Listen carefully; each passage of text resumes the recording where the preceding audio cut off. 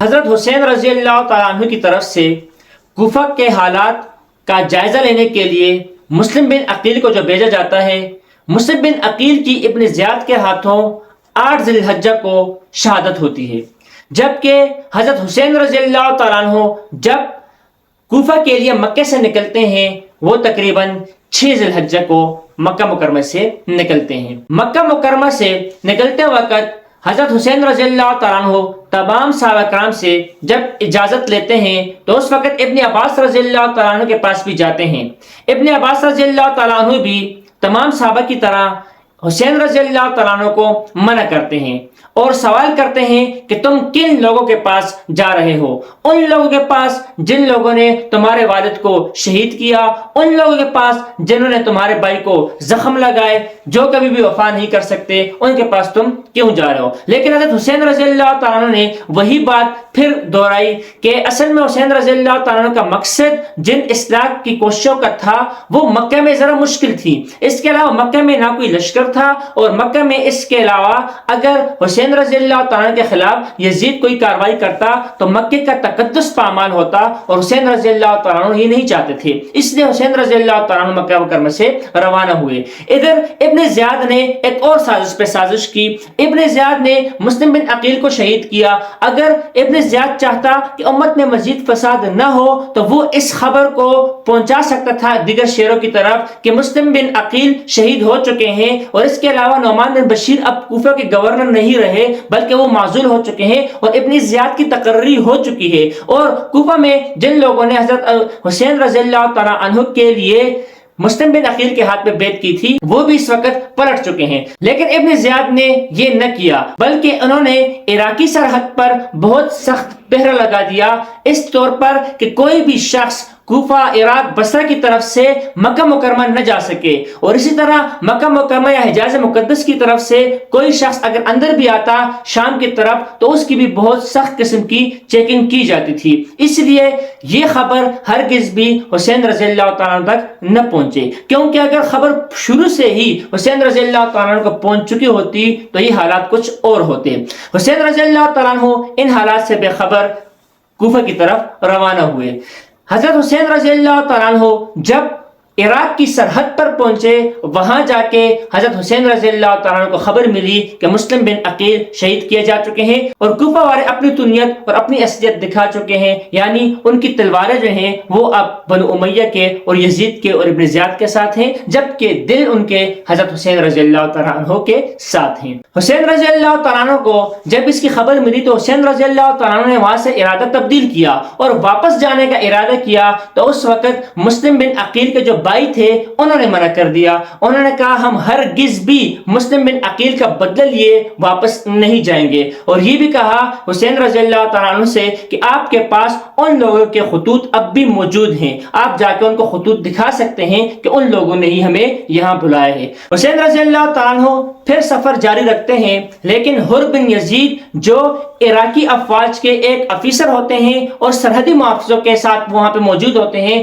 حر بن یزید دل کے بڑے نرم اور حسین رضی اللہ تعالیٰ سے محبت کرنے والے ہوتے ہیں، وہ حسین رضی اللہ تعالیٰ کو مشورہ دیتے ہیں کہ آپ کوفہ ہرگز نہ جائیں، کوفہ میں آپ کے لیے صرف بے وفائی ہے، آپ یہاں سے واپس چلے جائیں۔ حضرت حسین رضی اللہ تعالیٰ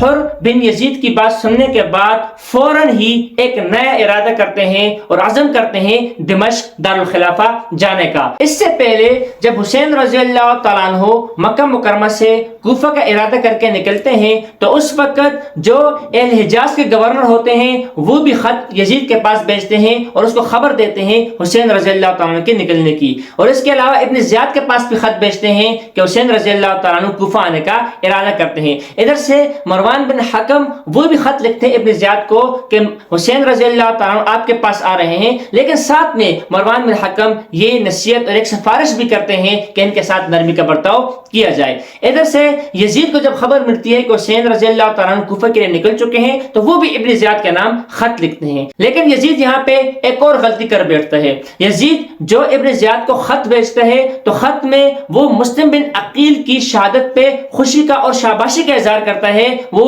ابن زیاد کو شاباشی دیتا ہے کہ تم نے اس بغاوت کو جو مسلم بن عقیل کے ذریعے سے ہو رہی تھی اس کو تم کامیابی سے دبا چکے ہو، اور اس کے بعد لکھتے ہیں کہ حسین رضی اللہ تعالیٰ عنہ تمہارے پاس کوفہ آ رہے ہیں، تو گویا کہ تمام شہروں میں امتحان کے لیے تمہارے شہر کا انتخاب کیا گیا ہے، اور تمام حکام میں تیرے جیسے حاکم کا انتخاب کیا گیا ہے، اور تمام زمانے میں تیرے زمانے کا انتخاب کیا گیا ہے، اور یہ ایک امتحان ہے، اور ایسے امتحانوں میں کچھ لوگ کامیاب ہو پاتے ہیں اور کچھ لوگ جو ہے ہمیشہ ہمیشہ کے لیے غلاموں کی طرح رہتے ہیں۔ تو اس میں ایک تو یہ واضح اشارہ تھا کہ مسلم بن عقیل کی شہادت پہ یزید نے خوشی کا اظہار کیا ہے، دوسری طرف حضرت حسین رضی اللہ تعالیٰ عنہ کو قتل کرنے، شہادت کرنے یا کس قسم کی کارروائی کرنی ہے اس کے متعلق کچھ بھی نہیں لکھا۔ اگر یزید یہ لکھتا کہ حسین رضی اللہ تعالیٰ عنہ کو زندہ گرفتار کرنا ہے، اگر یزید یہ لکھتا کہ حسین کو میرے پاس لے کے آنا ہے، یا کچھ بھی لکھتا، اس سے بات واضح ہو جاتی کہ حسین رضی اللہ تعالیٰ کے خلاف کیسے کارروائی کرنی ہے، لیکن اس نے صرف یہ کہا تھا کہ تمہاری آزمائش ہے، ابن زیاد کو لکھا تمہاری آزمائش ہے اور اس آزمائش میں تم کامیاب ہو پاتے ہو یا ناکام ہو پاتے ہو۔ ابن زیاد ایک سخت دل انسان تھا اور اس نے حسین رضی اللہ تعالیٰ عنہ کو بھی عام باغیوں کی طرح سمجھ لیا تھا۔ اب حسین رضی اللہ تعالیٰ عنہ دمشق کی طرف 72 کلومیٹر تک کا تقریباً فاصلہ طے کر چکے تھے۔ ادھر سے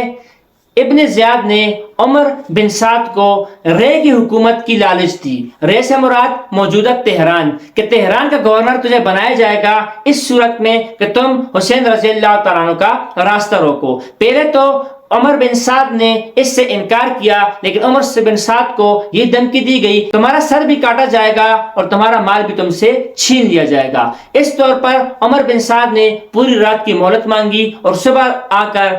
ارادہ ظاہر کر دیا کہ جی ہاں فوج لے کے میں جا رہا ہوں۔ عمر بن سعد بھی فوج لے کر حسین رضی اللہ تعالیٰ کا راستہ روکنے کے لیے نکل پڑے۔ ادھر سے حسین رضی اللہ تعالیٰ عنہ جب کربلا کے میدان تک پہنچے، وہاں سے عمر بن سعد اور اسی طرح شمر اور حسین بن نمیر، یہ تین افواج جو کوفہ کی طرف سے سردار تھے، یہ اپنا لشکر لے کر حسین رضی اللہ تعالیٰ کا راستہ روک کے گئے۔ ادھر سے عراق کی سرحد کا جو آفیسر مقرر تھا حر بن یزید، نرم دل کا مالک تھا، وہ حسین رضی اللہ تعالیٰ کا راستہ نہیں روک پایا تھا، اس لیے حسین رضی اللہ تعالیٰ کے ساتھ ساتھ وہ جا رہے تھے اور بار بار اس بات پہ کال کر رہے تھے کہ حسین رضی اللہ تعالیٰ واپس مکہ جائیں۔ اب جب کربلا کے میدان میں حر بن یزید بھی ساتھ تھے اور ادھر سے عمر بن سعد، حسین بن نمیر اور شمر کی فوج بھی سامنے آ کھڑی ہوئی۔ اسی طرح عمر بن سعد بھی بات کو ٹالنا چاہ رہے تھے کہ آخر نوبت جو ہے وہ جھگڑے تک نہ پہنچے۔ جب راستہ روکا گیا تو حسین رضی اللہ تعالیٰ عنہ نے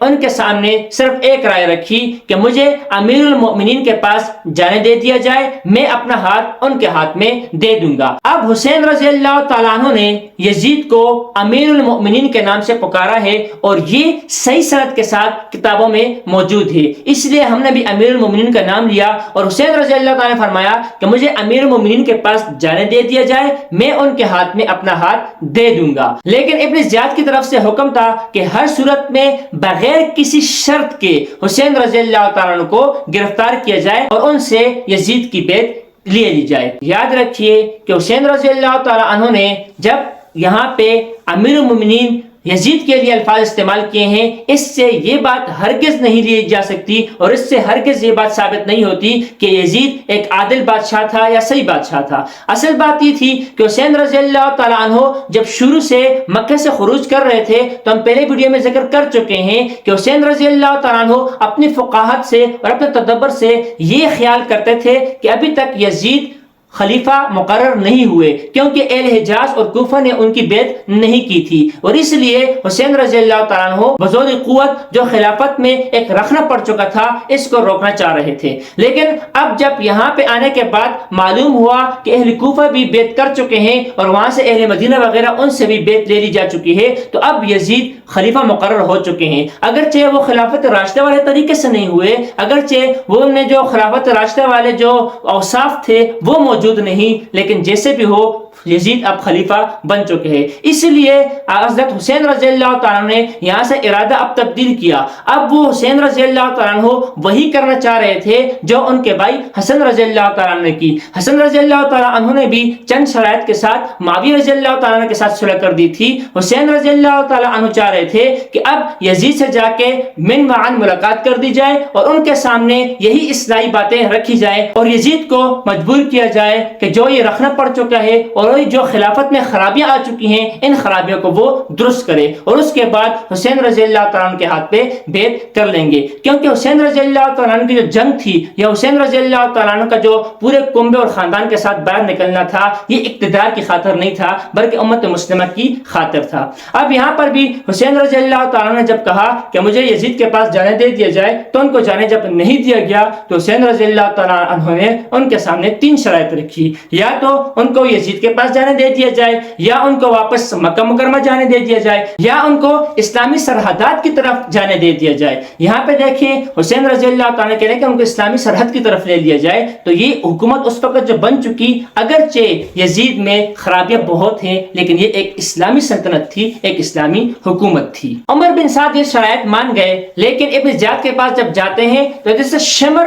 اور ابن زیاد دونوں مل کر یہی مشورہ کرتے ہیں کہ ہرگز بھی کسی بھی شرط کے ساتھ حسین رضی اللہ تعالیٰ سے بیعت نہ لی جائے، بلکہ بغیر کسی شرط کے حسین رضی اللہ تعالیٰ کو گرفتار کیا جائے تاکہ جتنی بھی بات منوانی ہو وہ حکومت وقت کے پاس رہے، حسین کے پاس کوئی بھی بات کرنے کو نہ رہے۔ ادھر سے جب یہ دوبارہ آتے ہیں تو یہ ابن زیاد کی طرف سے حکم ہوتا ہے کہ ہر صورت میں جنگ چھیڑ دی جائے، حسین رضی اللہ تعالیٰ کو زبردستی گرفتار یا شہید کیا جائے۔ ادھر سے عمر بن سعد ہر ممکن کوشش کرتے ہیں کہ جنگ ٹل جائے، لیکن ابن زیاد کی طرف سے آخری حکم نامہ آتا ہے کہ یا تو عمر بن سعد حسین رضی اللہ تعالیٰ کے ساتھ جنگ چھیڑ دے یا عمر بن سعد کا سر قلم کر دیا جائے۔ یہاں سے پھر مجبوراً عمر بن سعد بھی جنگ کے لیے آمادہ ہو جاتے ہیں، اور جب یہ جنگ کے لیے آمادہ ہوتے ہیں اس وقت جو سرحدی پہرہ داروں کے آفیسر ہوتے ہیں حر بن یزید اسی وقت کوفی لشکر کا ساتھ چھوڑ کر حسین رضی اللہ تعالیٰ کے لشکر میں شامل ہو جاتے ہیں۔ اس کے بعد جو تاریخ کا سب سے سیاہ واقعہ